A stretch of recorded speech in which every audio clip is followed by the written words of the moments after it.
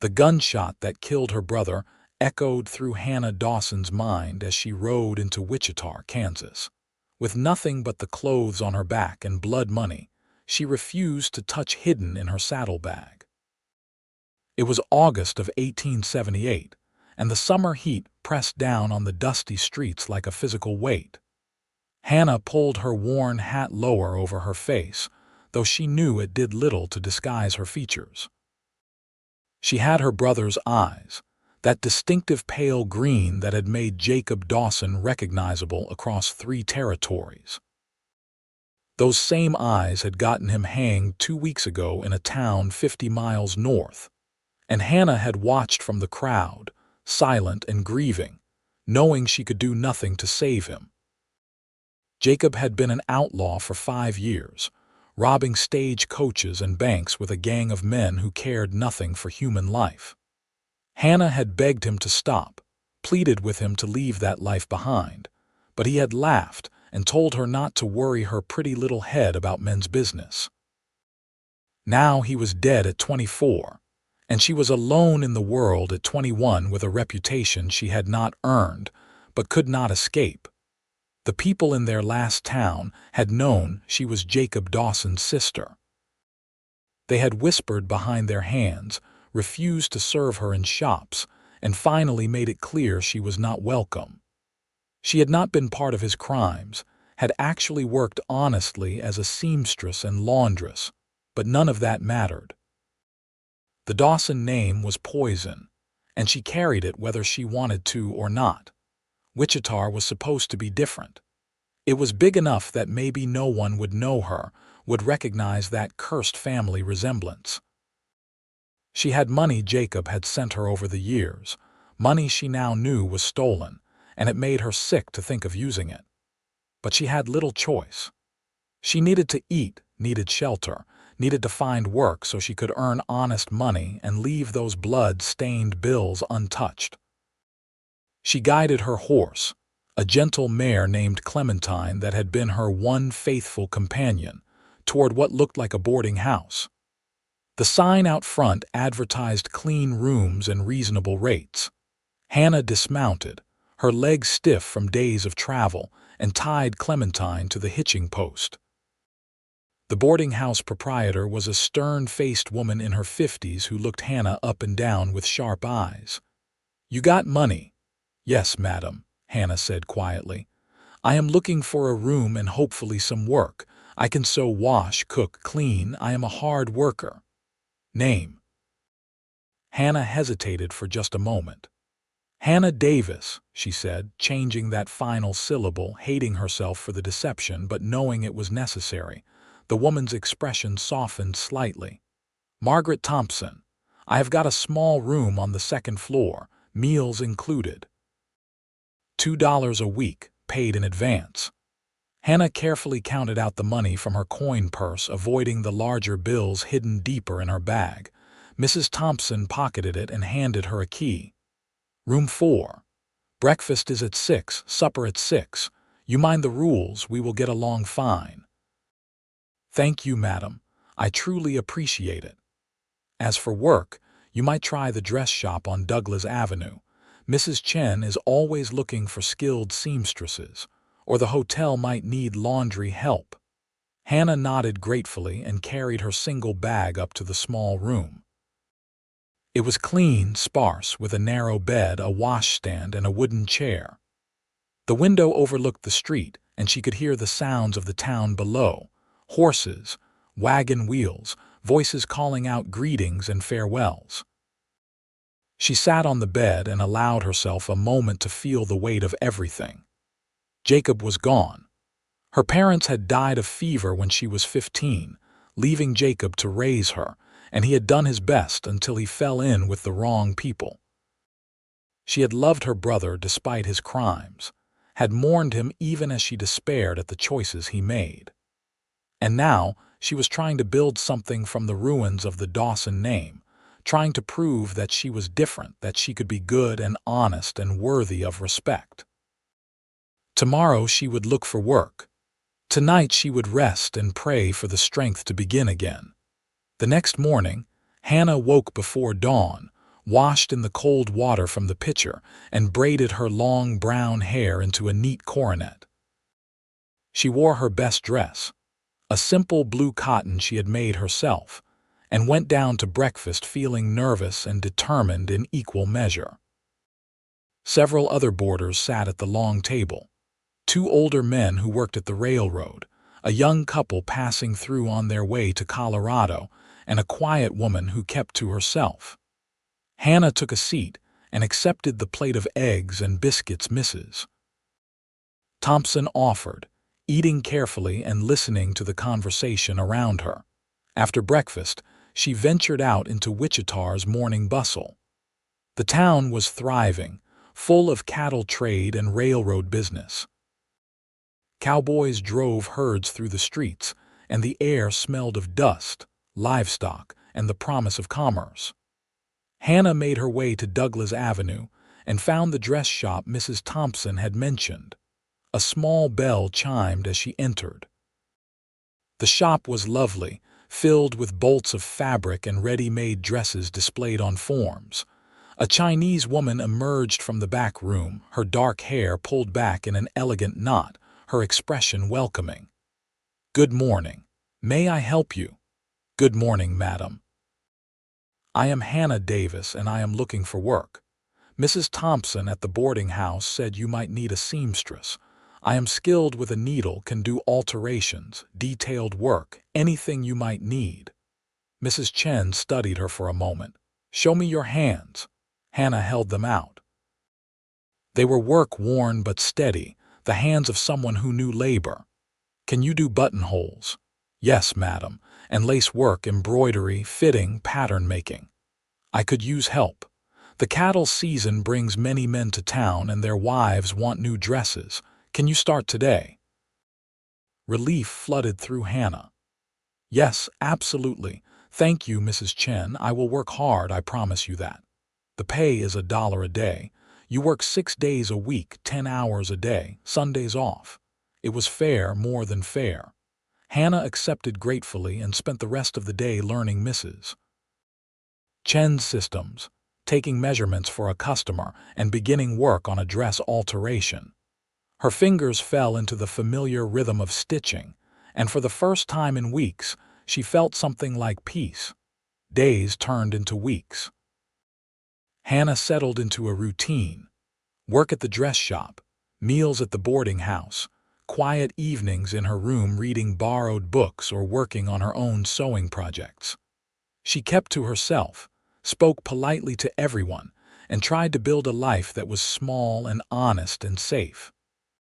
She had been in Wichita for 3 weeks when Samuel Young walked into Mrs. Chen's shop.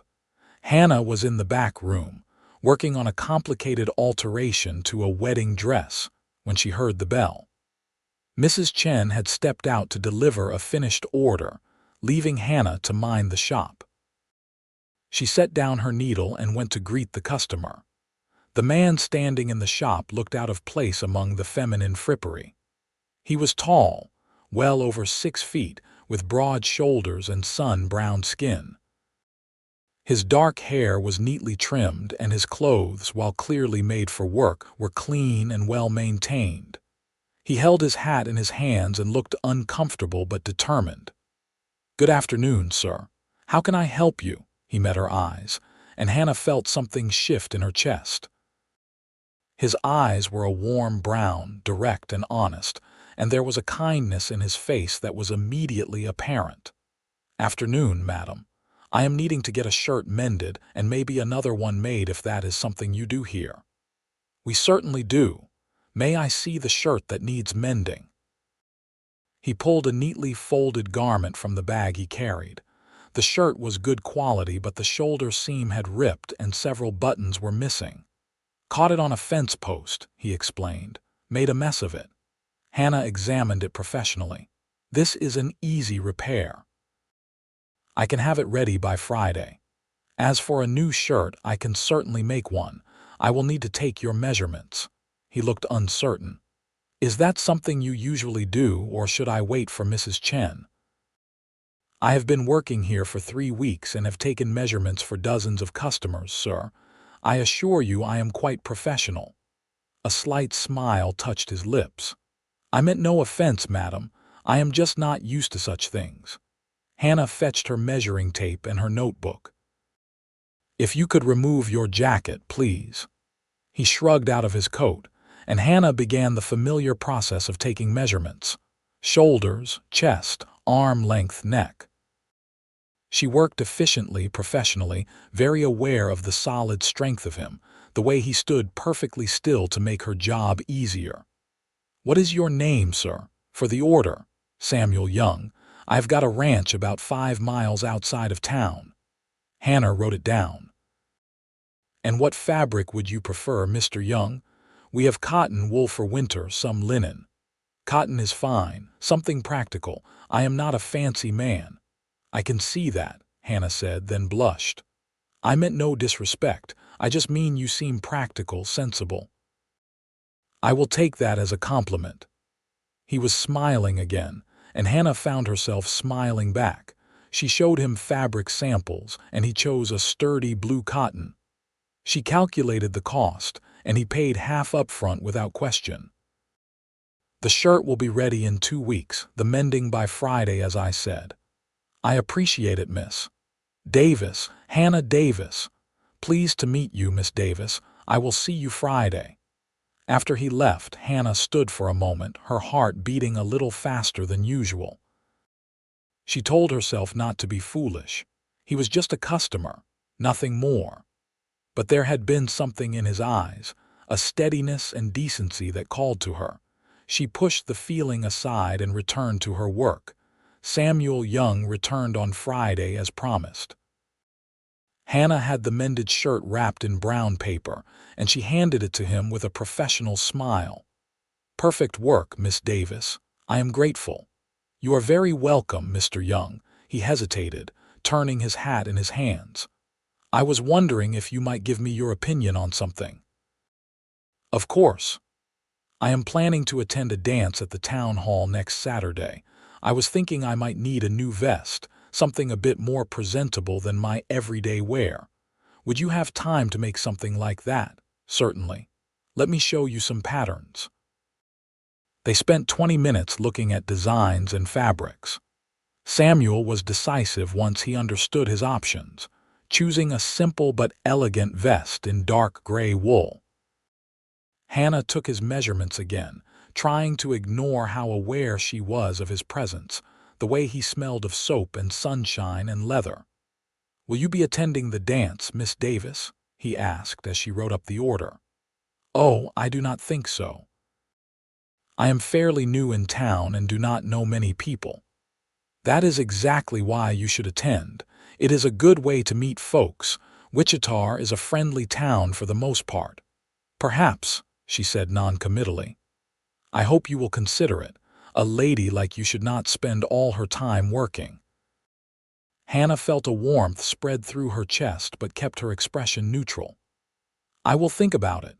Your vest will be ready next Friday, a day before the dance." "Perfect. Thank you, Miss Davis." After he left, Mrs. Chen, who had returned during the conversation, gave Hannah a knowing look. "He is a good man, that Samuel Young. Honest, hard-working. He has a ranch that he built himself. Never married, though many women have tried to catch his eye. I am sure that is very interesting, but it is none of my concern," Hannah said primly, though she could not quite suppress a smile.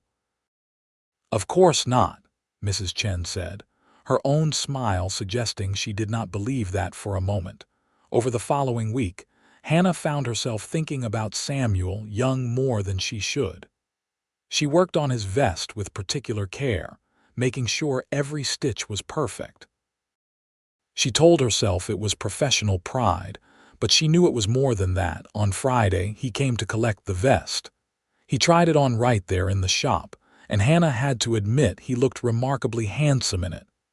"This is fine work, Miss Davis, truly fine. I will be the best-dressed man at the dance." "I am glad you are pleased with it." He paid her, then stood for a moment as if gathering his courage. "Miss Davis, I know this is forward of me, but would you allow me to escort you to the dance tomorrow?" I meant what I said about you needing to meet people, and it would be my honor to introduce you around." Hannah's first instinct was to refuse. Getting close to anyone was dangerous. If they learned who she really was, if they discovered she was Jacob Dawson's sister, she would have to run again. But looking into Samuel's honest eyes, she found herself wanting to say yes, wanting just one evening of normal life, of being a young woman at a dance with a good man. "I would like that, Mr. Young. Thank you." His face lit up. "Really? That is wonderful. I will collect you at 7 if that suits you. I am staying at Mrs. Thompson's boarding house. I know it well.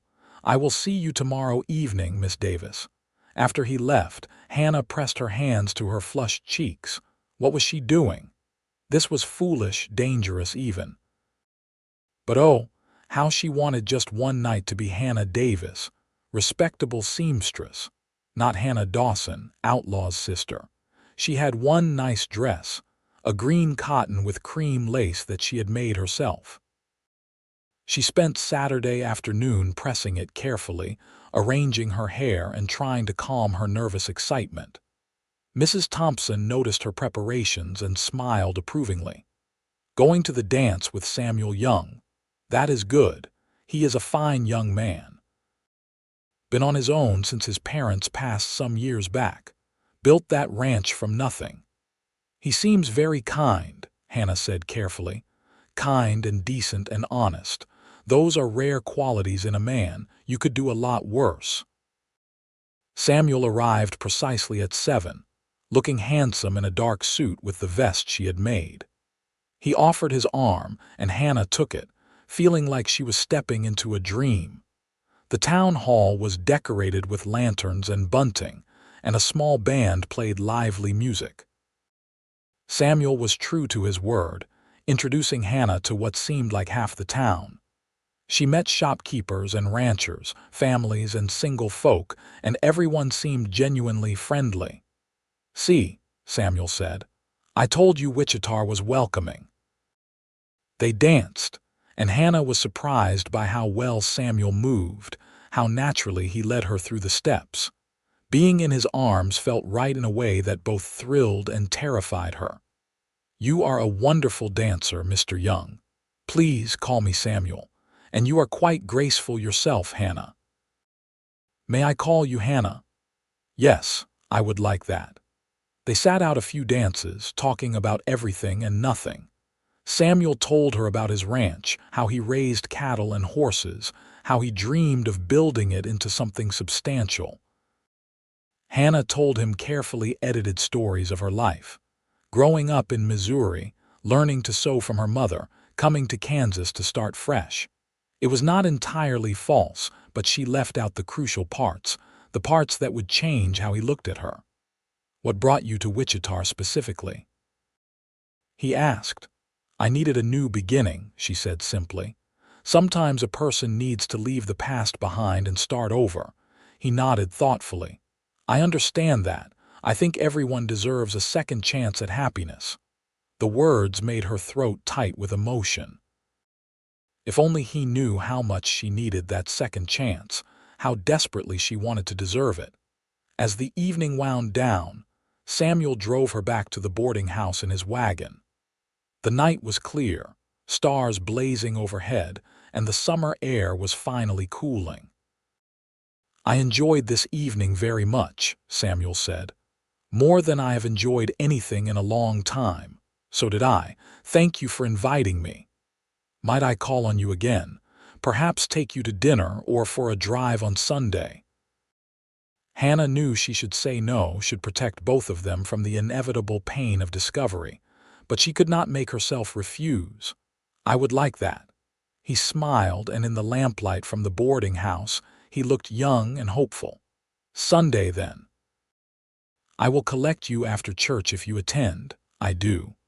"The Methodist church on the corner. That is where I go as well. I will find you after the service." He helped her down from the wagon, and for a moment they stood close together.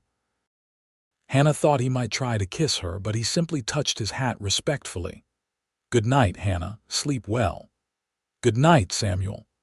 She watched him drive away, her heart full of feelings she had no right to have. Over the following weeks, Samuel courted her properly and persistently. They went on Sunday drives, shared dinners, talked for hours about their dreams and hopes.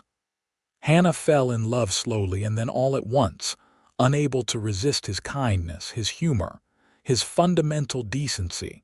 She met his ranch hands, good men who clearly respected their boss. She saw his ranch, a modest but well-maintained spread with good land and healthy livestock.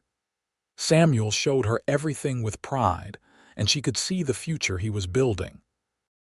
"I want to make this into something lasting," he told her one Sunday afternoon as they sat by the creek that ran through his property. "Something to pass down to my children someday." "You will," Hannah said softly. "You are already well on your way." He took her hand and she led him, savoring the warmth of his palm against hers. "Hannah, I know we have not known each other long, but I need to tell you something." Her heart clenched. "What is it?" "I am falling in love with you. Actually, I think I have already fallen. You are everything I could ever want in a woman. Kind, hardworking, honest, beautiful. I know it is too soon to speak of such things, but I believe in being direct. I am hoping you might feel something for me too." Hannah looked into his earnest face and felt her careful walls crumbling. "I do feel something for you, Samuel. More than I should, more than is wise. But I need to tell you something, and after I do, you may not feel the same way about me." His grip on her hand tightened. "Whatever it is, we can face it together." "No, you do not understand. My name is not Davis. It is Dawson, Hannah Dawson. Jacob Dawson was my brother." She watched his face carefully, waiting for the recognition, the disgust, the anger. Samuel was quiet for a long moment, processing the information. "The outlaw who was hanged last month." "Yes." "Were you part of his gang?" "No, never." "I begged him to stop, to leave that life, but he would not listen. I worked honestly, tried to live a good life, but people would not let me. They judged me for his crimes, made it impossible for me to stay. I came here hoping no one would know, hoping I could start fresh. I should have told you sooner, but I was afraid of losing you before I even had you." Samuel was quiet for what felt like an eternity. Hannah prepared herself for rejection, for the righteous anger of a good man who had been deceived. Instead, he said, "Tell me about your brother." "Not the outlaw, the person." Surprised, Hannah found herself talking. She told him about Jacob raising her after their parents died, how he had worked himself nearly to death trying to provide for them both. She told him about the moment he fell in with the wrong people, how poverty and desperation had driven him to crime. She told him about the good parts of Jacob, his love for her, his humor, his dreams of a better life. "He made terrible choices," she finished. "I will never excuse what he did. People were hurt because of him, and he deserved to face justice. But he was also my brother, and I loved him, and I miss him even though I am angry at him for throwing his life away." Samuel listened to all of it, his expression thoughtful. When she finished, he said, "You are not responsible for his choices, Hannah. You are your own person, and from what I have seen, you are a good person trying to live an honest life. But I lied to you about my name. You changed one letter to protect yourself. That is not the same as lying about who you are. Everything else you have told me, everything I have seen in you, that is real. How can you be so understanding? Because I believe in judging people by their own actions, not their family's sins. My own father was a drunk who beat my mother until the day he died. Does that make me violent? Should people judge me by his actions? No, of course not. Then why should I judge you by your brothers? Hannah, you are the kindest, most honest woman I have ever met. You work hard, you are good to everyone around you, and you have shown me nothing but integrity. That is what matters to me." Tears slipped down Hannah's cheeks. "I do not deserve you. You deserve to be happy. You deserve to be loved for who you are, not condemned for who your brother was." He wiped her tears away gently. "I meant what I said before. I love you. That has not changed." "I love you too," she whispered. "I tried not to, but I could not help it." He kissed her then, soft and sweet, and Hannah felt like she was finally home. Their courtship continued, now with complete honesty between them. Samuel introduced her to more people, and gradually Hannah began to feel like part of the community. A few people did learn her real identity, but Samuel stood by her firmly, making it clear that anyone who had a problem with her past would have a problem with him. 3 months after they met, on a cool November evening, Samuel took Hannah back to the creek on his property. The cottonwoods had turned golden, and the sunset painted the sky in shades of orange and pink. "Hannah Dawson, I want to spend the rest of my life with you.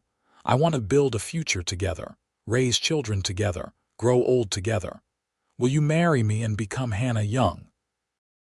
She said yes through tears of joy, and he slipped a simple gold band on her finger.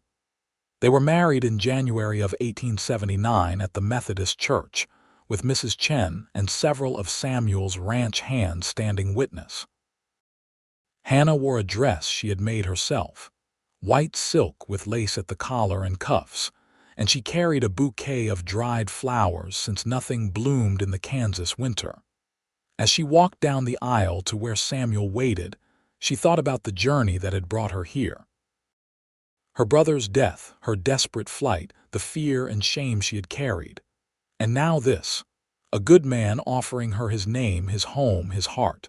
The minister pronounced them husband and wife, and Samuel kissed her in front of God and everyone. Hannah Young, she thought. She was no longer the outlaw's sister. She was the rancher's wife, the seamstress, the woman who had sought redemption and found love instead. The wedding supper was held at the hotel, a simple but joyful affair. Hannah had never felt so happy, so accepted, so loved. When Samuel took her home to the ranch that night, to the house that was now hers too, she felt like she was stepping into a life she had never dared to dream of. Their first year of marriage was hard work, but deeply happy. Hannah continued to sew for Mrs. Chen 3 days a week, while also managing the household and learning ranch management from Samuel. She proved to have a knack for the account books and soon took over the financial management entirely. Samuel was patient and loving, helping her overcome the shadows of her past. When she had nightmares about Jacob's hanging, he held her and reminded her that she was safe now, that the past could not touch her anymore. When she worried about being judged, he reminded her of all the people who had welcomed her, who saw her for who she truly was. In the spring of 1880, Hannah discovered she was pregnant. Samuel was overjoyed, immediately becoming protective and attentive. He built a cradle from oak wood, carving it with careful detail, and Hannah sewed tiny clothes and blankets. Their son was born in November of 1880, a healthy boy with Samuel's brown eyes and Hannah's dark hair. They named him James, after Samuel's father, giving the name a new legacy of love and honor. Holding her son for the first time, Hannah wept with joy and gratitude. This child would never know the poverty and desperation that had driven Jacob to crime. He would grow up surrounded by love, taught by a father who exemplified integrity and kindness. "Thank you," she whispered to Samuel as he sat beside her, gazing at their son with wonder.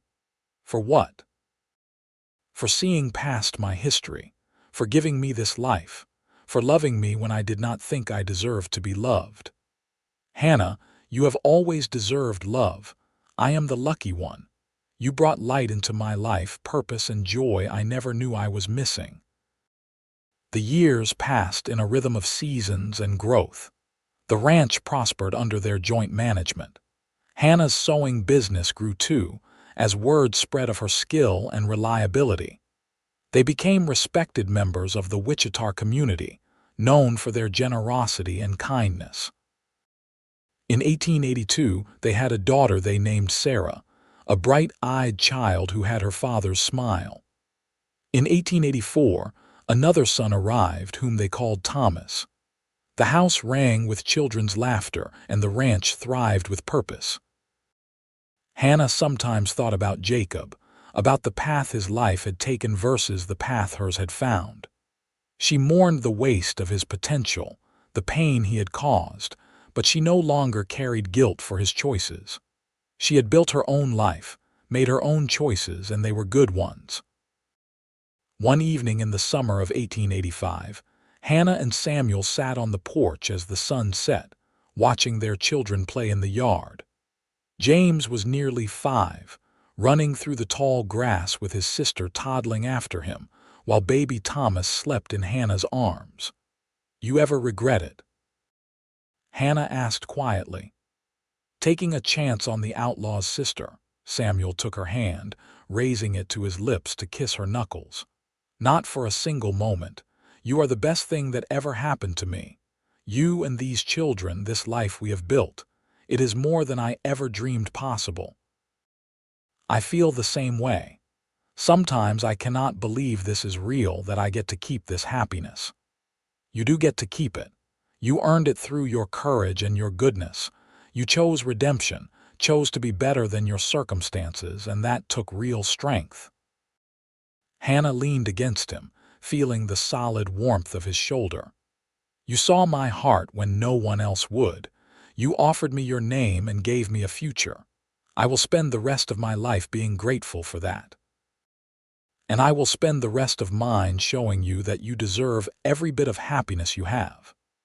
The children's laughter carried on the evening air, mixing with the sound of cattle lowing in the distance and the creek bubbling over stones.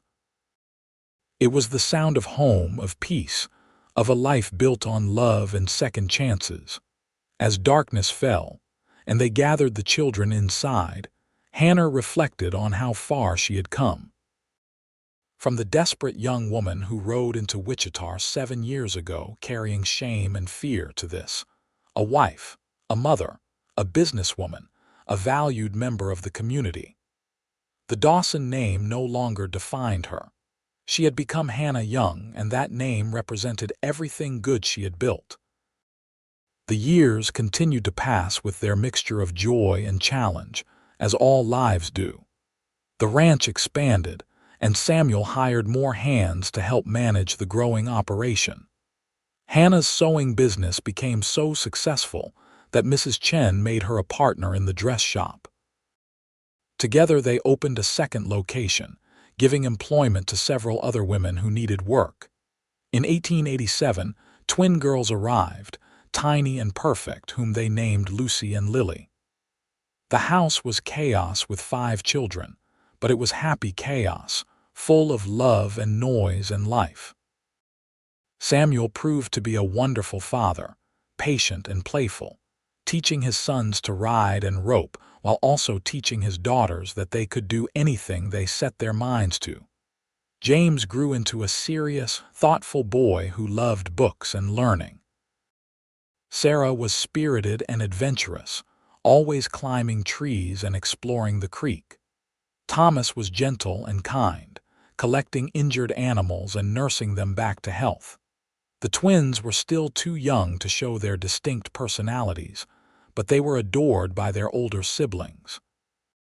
Hannah taught all the children to sew, regardless of gender, believing that everyone should know how to mend their own clothes. Samuel taught them all to ride and shoot, believing that on a ranch, everyone needed to know how to handle themselves. Together they taught the children about honesty, hard work, and treating all people with respect.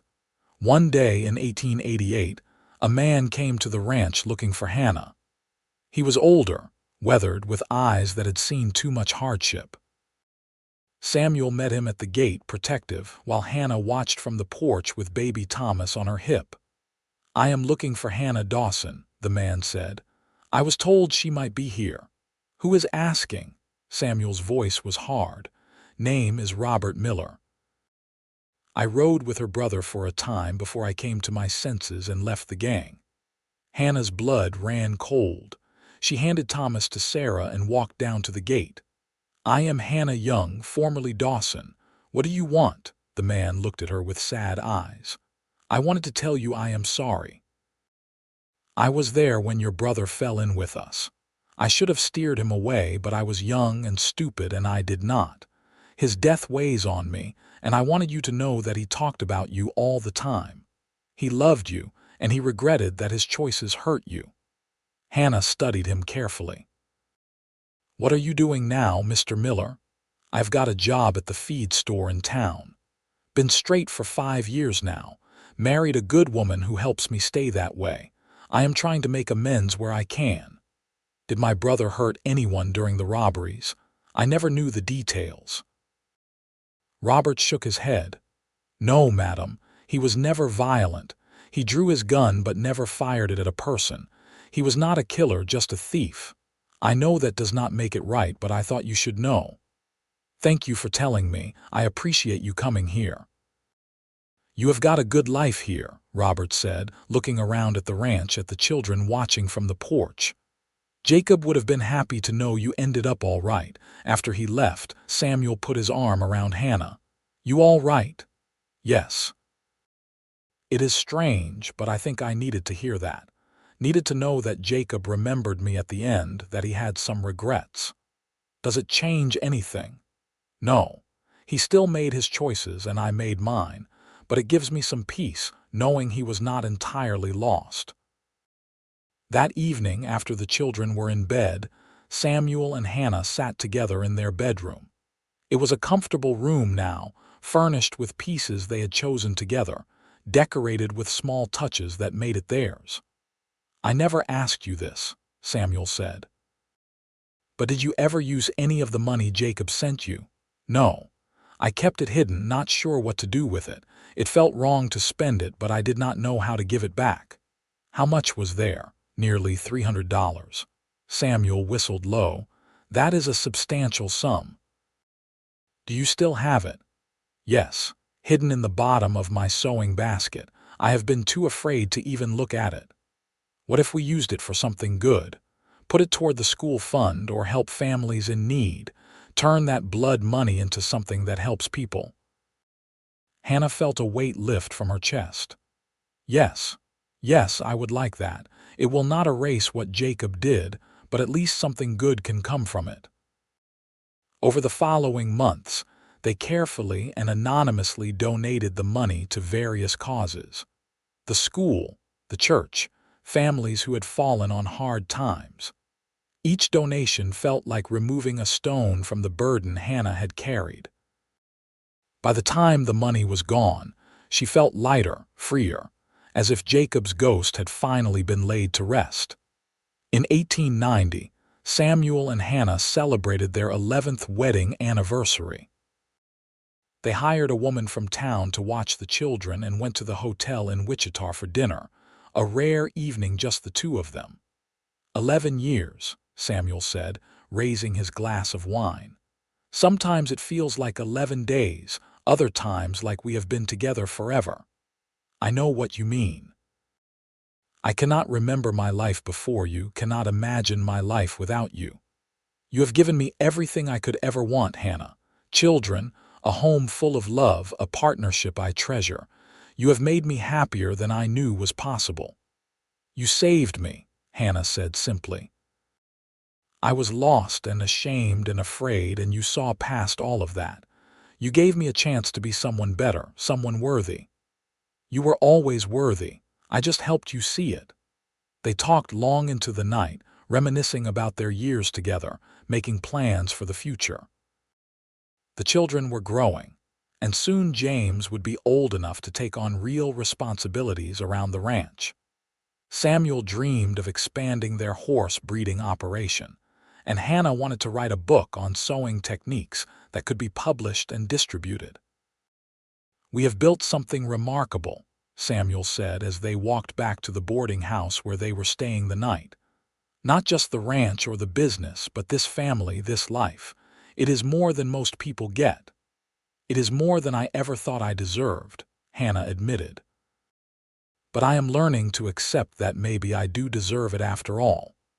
The following years brought both joy and sorrow, as all years do. In 1892, Mrs. Chen passed away peacefully in her sleep, leaving her share of the dress shop to Hannah. Hannah grieved for her friend and mentor, the woman who had given her a chance when she needed it most. Samuel's ranch continued to prosper, becoming one of the most respected operations in the county.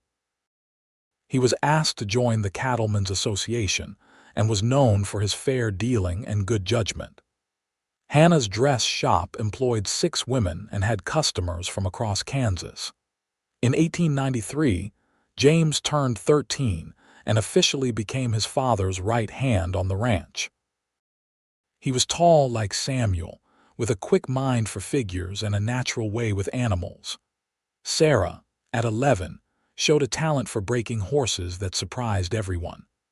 Thomas, at 9, preferred reading to ranching but did his share of work without complaint. The twins, now 6, were inseparable and kept everyone entertained with their antics. One evening in the fall of 1894, a letter arrived addressed to Hannah. It was from a lawyer in Missouri, informing her that a distant cousin she barely remembered had passed away, leaving Hannah a small inheritance of $200 and some family photographs. Looking through the photographs, Hannah saw images of her parents she had not seen in years, and even one of Jacob as a young boy, grinning at the camera without a care in the world. She showed them to the children, wanting them to know where they came from, the good and the bad. "That is your Uncle Jacob," she told them, pointing to the picture. "He made some very bad choices in his life and he paid a heavy price for them. But before that, he was a good brother who took care of me. I want you to remember that people are complicated. We should judge them by the totality of their actions, not just their worst moments." "Did you forgive him, Mama?" Sarah asked. Hannah thought about it carefully. "Yes, I think I did. I forgave him for the pain his choices caused me, and I hope he found peace before he died." But forgiveness does not mean forgetting. It does not mean excusing what he did. It just means I refuse to carry anger and resentment in my heart anymore. "That is very wise, Mama," James said seriously, and Hannah had to smile at how grown-up he sounded. That night, she showed the photographs to Samuel. They sat together looking at images of people long gone, of lives that might have been. "Do you ever wonder what your life would have been like if you had not met me?" she asked. "Sometimes. Probably married someone eventually, had a quieter life. But it would not have been this life, with you and our children. It would have been pale in comparison. I think about what would have happened if you had rejected me that day I told you the truth. If you had decided I was too much trouble, too tainted by association. That was never going to happen. I saw your heart, Hannah. I saw who you really were, and that person was worth taking a chance on. You are a good man, Samuel Young, the best man I have ever known. And you are an extraordinary woman. You faced your past with courage, built a new life with determination, and created more good in this world than most people do in a lifetime. I am proud to be your husband." In 1896, James met a girl at a church social. Her name was Elizabeth, and she was the daughter of a merchant in Wichita. Samuel and Hannah watched their oldest son fall in love with a mixture of joy and bittersweet awareness that he was growing up. "He is so young," Hannah said, though James was 16 and she herself had been only 21 when she married. "He is old enough to know his own heart," Samuel replied. "Though I will insist they wait a few years before marrying. He needs to establish himself first." Elizabeth was a sweet girl, polite and hardworking, and she fit into the family easily. Hannah taught her advanced sewing techniques, and they became close. It was a joy to see her son happy, to know that he would have a good life. In 1898, after 2 years of courtship, James and Elizabeth married. They built a small house on the ranch property, and James took on more responsibility in the operation. A year later, Hannah became a grandmother when Elizabeth gave birth to a boy they named Samuel, after his grandfather. Holding her grandson for the first time, Hannah marveled at the fullness of her life. From outlaw's sister to grandmother, from frightened fugitive to matriarch of a growing family. The journey had been long and sometimes painful, but it had led her here, to this moment of perfect joy. The turn of the century brought changes to Kansas. The wild frontier was becoming civilized, with more laws, more order, more structure. The days of cattle drives and lawless towns were fading into history. Wichita itself was transforming, growing into a proper city with paved streets and electric lights. Samuel and Hannah adapted with the times. They invested in new breeding stock, improved their irrigation systems, and modernized their operations. The dress shop expanded again, and Hannah began teaching sewing classes to young women who wanted to learn a trade. In 1902, Sarah married a young lawyer from Wichita, a progressive man who supported her desire to continue training horses even after marriage. Thomas surprised everyone by announcing he wanted to become a teacher, and Samuel and Hannah proudly paid for him to attend normal school. The twins, Lucy and Lily, were now 15 and as different as two people could be despite sharing a face. Lucy was practical and businesslike, already discussing taking over the dress shop someday. Lily was artistic and dreamy, spending hours sketching the Kansas landscape. On their 23rd wedding anniversary in 1902, Samuel took Hannah back to the creek where he had proposed. It was summer, and the cottonwoods were full and green, providing shade from the afternoon sun. 23 years, he said. We have built quite a life, have we not? We have indeed. 5 children, 3 of them married or nearly so. Grandchildren. A successful ranch and business. Friends and respect in the community. It is more than I ever dared to dream. Do you remember how afraid you were that day you told me the truth? How certain you were that I would reject you? I remember. I was terrified. I thought I was losing the best thing that had ever happened to me. And I remember thinking how brave you were to tell me, how much integrity it took to risk everything for the sake of honesty. That was the moment I knew for certain I wanted to marry you. Hannah leaned her head against his shoulder, feeling the solid warmth of him, the steadiness that had been her anchor for over 2 decades. You gave me everything, Samuel. A name, a home, a family. But most of all, you gave me the chance to be proud of who I am. You did that yourself. I just loved you while you figured it out. They sat in comfortable silence, listening to the creek and the wind in the leaves. After a while, Hannah said, I want to tell you something I have never told anyone. What is it? I used to hate my brother. After he died, after I had to flee because of his reputation, I hated him for ruining my life. But you taught me that his choices did not ruin my life. They just complicated my path. Everything I have now, I have because I chose to keep going, to seek redemption, to be better than my circumstances. Jacob's mistakes were his own and my success is my own. I have finally separated the two. That is wisdom, Hannah, hard-won wisdom. I wish he could see what became of me. I think he would be happy and maybe a little proud. I am sure he would be very proud. His sister became an amazing woman despite everything. That is something to celebrate.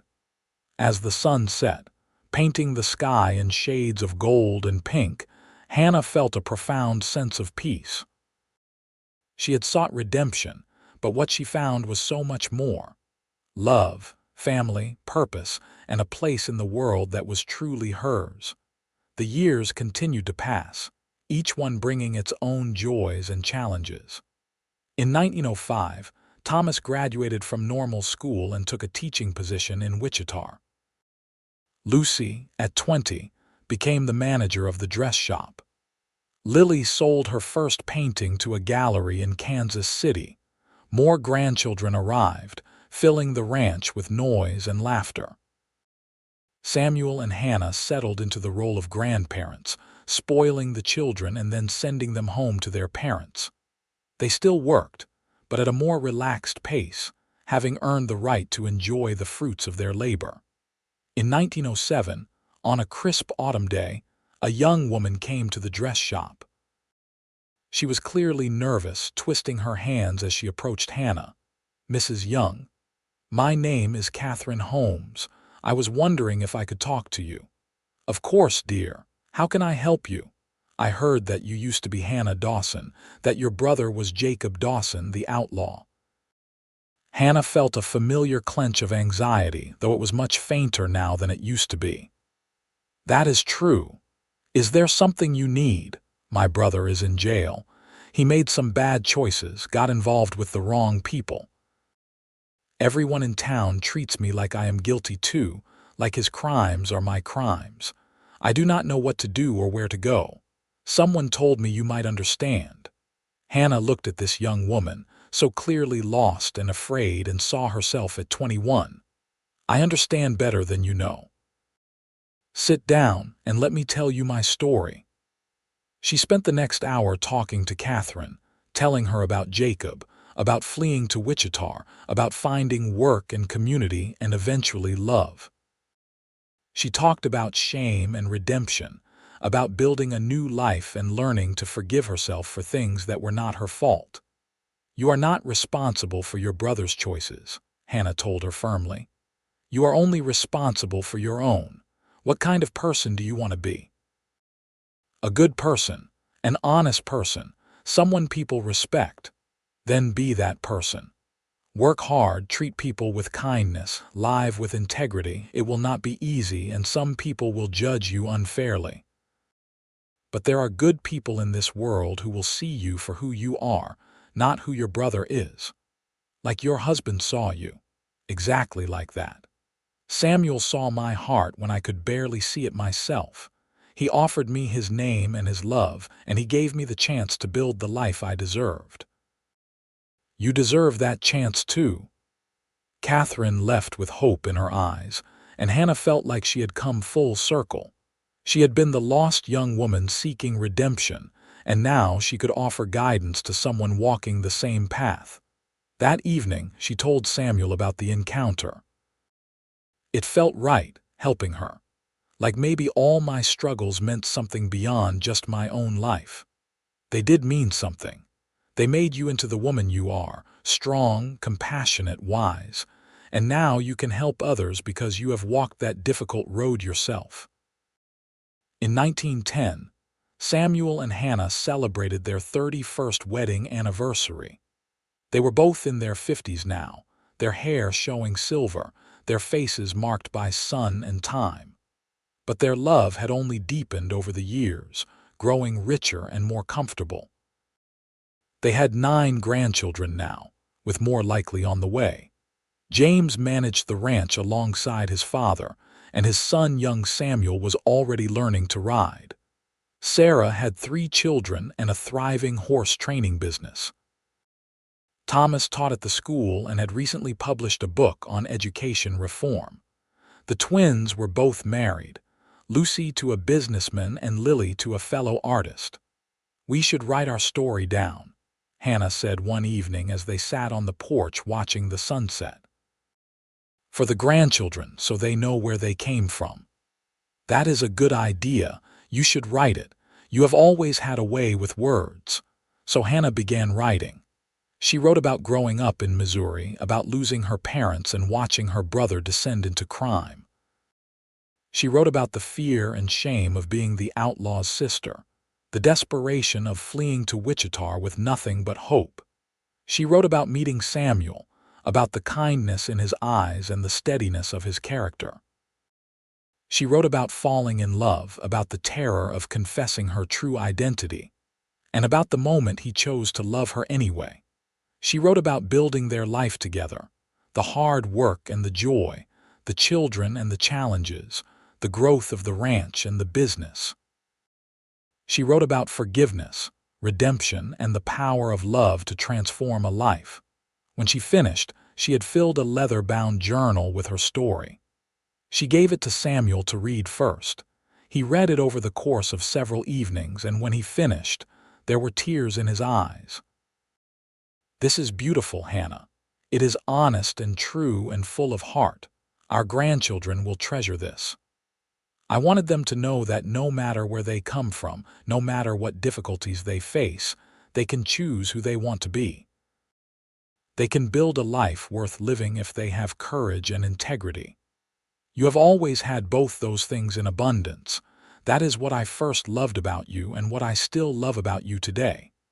In the spring of 1912, Samuel fell ill. It started as a cough that would not go away, and despite the doctor's efforts, it developed into pneumonia. Hannah nursed him tirelessly, and for a while it seemed he would recover. But his lungs had been weakened, and he never quite regained his full strength. He lived for another 3 years, still active but more fragile, unable to work as hard as he once had. James took over most of the ranch operations, while Samuel advised and managed from a chair on the porch.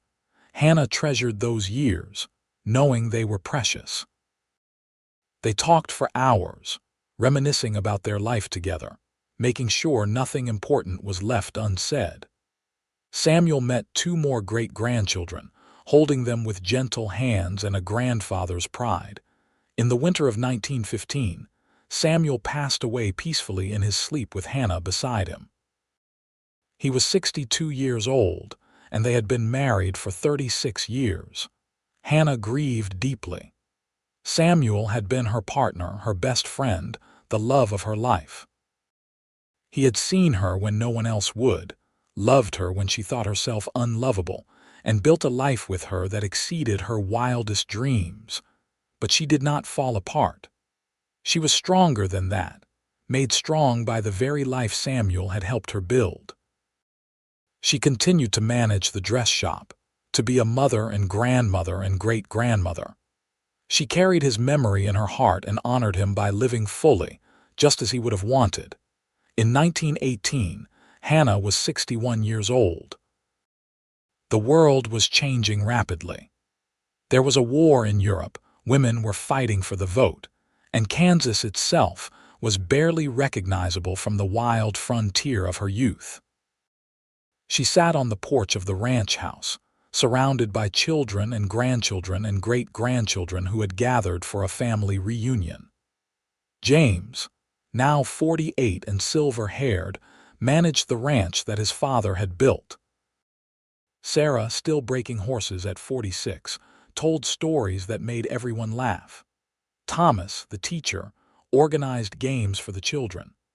Lucy ran 3 dress shops now, and Lily's paintings hung in galleries across the Midwest.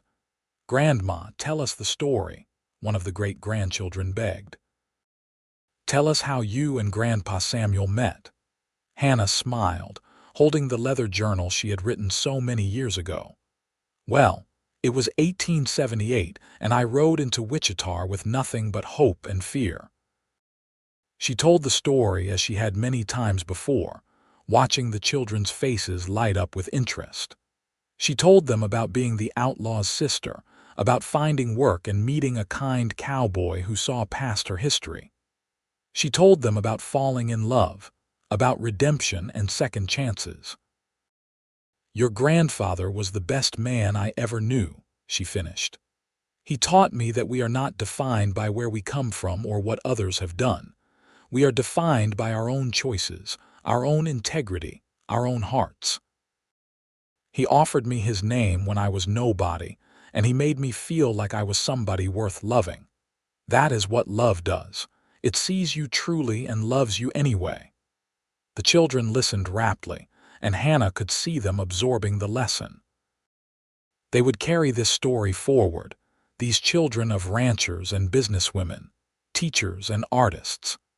They came from the union of an outlaw's sister and an honorable cowboy, and they would build their own lives on that foundation of redemption and love. As the sun set over the Kansas prairie, painting the sky in shades of gold and crimson. Hannah felt Samuel's presence as surely as if he stood beside her. She had lived a full life, longer than she had any right to expect. She had known great love, raised fine children, built a legacy that would continue long after she was gone. She had sought redemption and found so much more. She had been seen, truly seen, by a man who offered her his last name and changed her life forever. And in doing so, he had helped her become the woman she was always meant to be.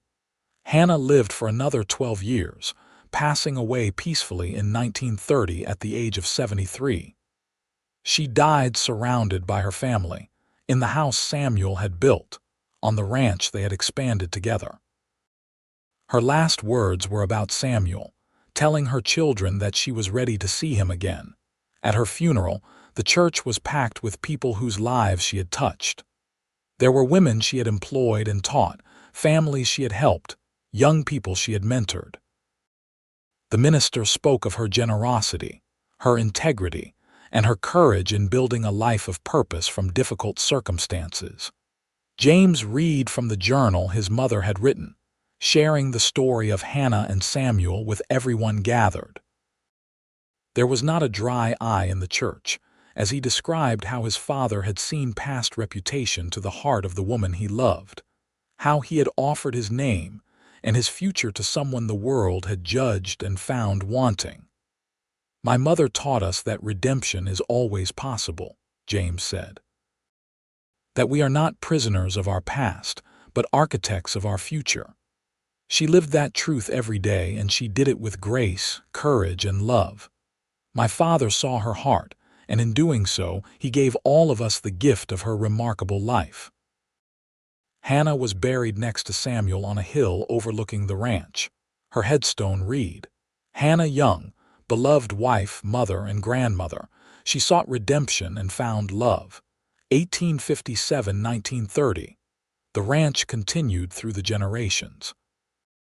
The dress shop evolved into a clothing store and eventually into a boutique that still operated in Wichita into the modern era. The family grew and spread, but they never forgot the story of their matriarch and patriarch, the outlaw's sister and the honorable cowboy who saw her heart. The leather journal Hannah had written was carefully preserved, passed down through the generations as a precious heirloom.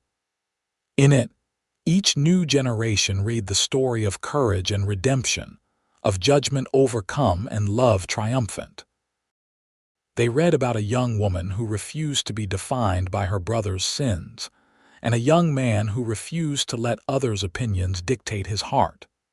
It was a story of the Wild West, but more than that, it was a story of the human capacity for forgiveness, growth, and transformation. It was proof that where you start does not have to determine where you end, that one person's faith in you can change everything, and that love, real love, sees past surface judgments to the truth beneath. Hannah Dawson had ridden into Wichita in 1878 as a frightened young woman fleeing her brother's reputation. She had built a life of meaning, raised a family of integrity, and left a legacy of compassion. And it all started because one honorable cowboy saw her heart and offered his last name, giving her not just a new identity, but a chance to become who she was always meant to be. In the end, that was what mattered, not the mistakes of the past, but the choices of the present and the hope of the future. Hannah and Samuel had chosen love, chosen each other, and from that choice came a lifetime of joy and generations of descendants who carried their story forward. The Kansas prairie still stretched wide and golden under endless skies. The ranch still stood, modified and modernized but still recognizable. And in the hearts of those who came after, the story lived on. The outlaw's sister who sought redemption, and the honorable cowboy who saw her heart and offered his last name, giving her not just marriage, but transformation, not just a home, but a legacy that would endure long after both of them had returned to the dust from which they came. Their love story became the foundation upon which a family was built, a testament to the power of seeing beyond reputation to truth, of offering grace when judgment would have been easier, of choosing love even when it was risky. And in that choice, both of them found more than they had sought, not just redemption or companionship, but a partnership that transformed two individual lives into something greater than either could have achieved alone. That was the legacy they left behind, not just property or businesses, but proof that love can overcome history, that integrity can rebuild reputation, and that every person deserves the chance to write their own story, regardless of the chapters that came before. Hannah sought redemption, but Samuel offered her something far greater: unconditional acceptance, steadfast partnership, and a love that lasted beyond the grave into the memories and lives of all who came after them.